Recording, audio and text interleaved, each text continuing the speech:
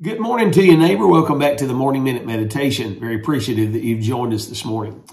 Speaking to you about something near and dear to my heart. The book of 1 Corinthians chapter 15, verse 33, the Apostle Paul said this, "Be not deceived, evil communications corrupt good manners."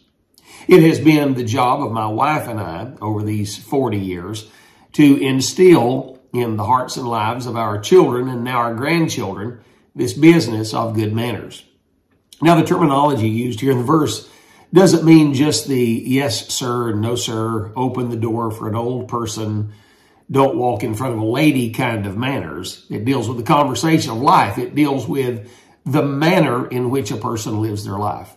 Now, in the verse, the Bible said that good manners are already instilled in the person that's in question in the verse.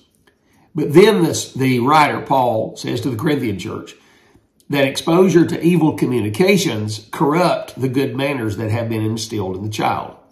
In other words, when a parent does not do his due diligence to keep away from his or her child evil influence, then the good manners that have been instilled in them are now corrupted and made void.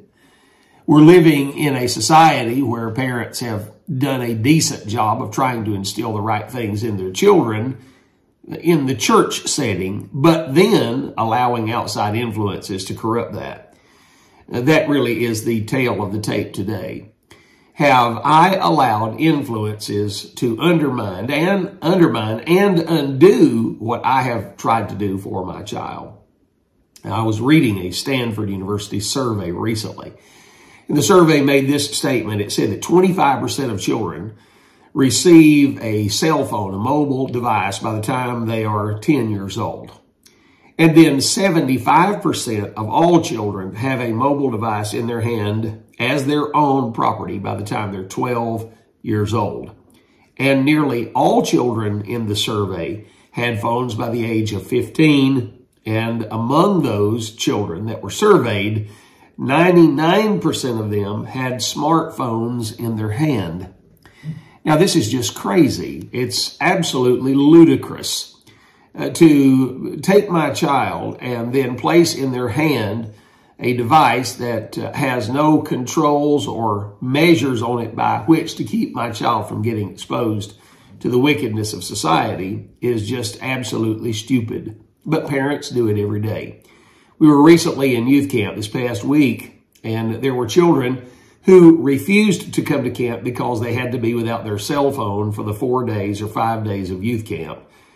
Now, my concern is not so much with their aversion to come to camp because of the phone, but because of the mom and dad's lack of parenting to be able to say to the child, this is not happening. Get your rear end off the couch. Pack your bags. It's time for you to go to camp.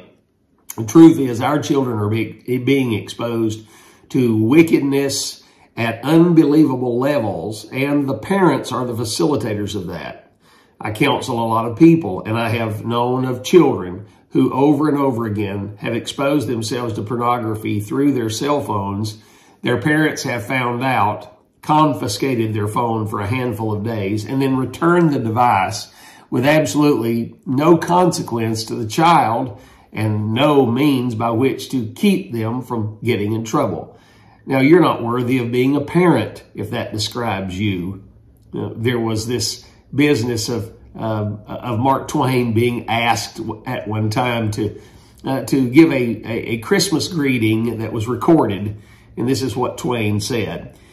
He said, "It is my heartwarm and warm, world-embracing hope, Christmas hope and aspiration, that all of us, the high, the low, the rich, the poor, the admired and the despised, the loved and hated, the civilized and savage, every man and woman of us all throughout the whole earth, that we may eventually be gathered in a heaven of everlasting rest and peace and bliss, except the inventor of the telephone."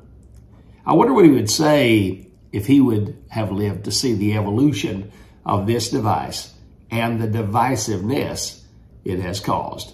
Think about these things today, friend, and have a great day.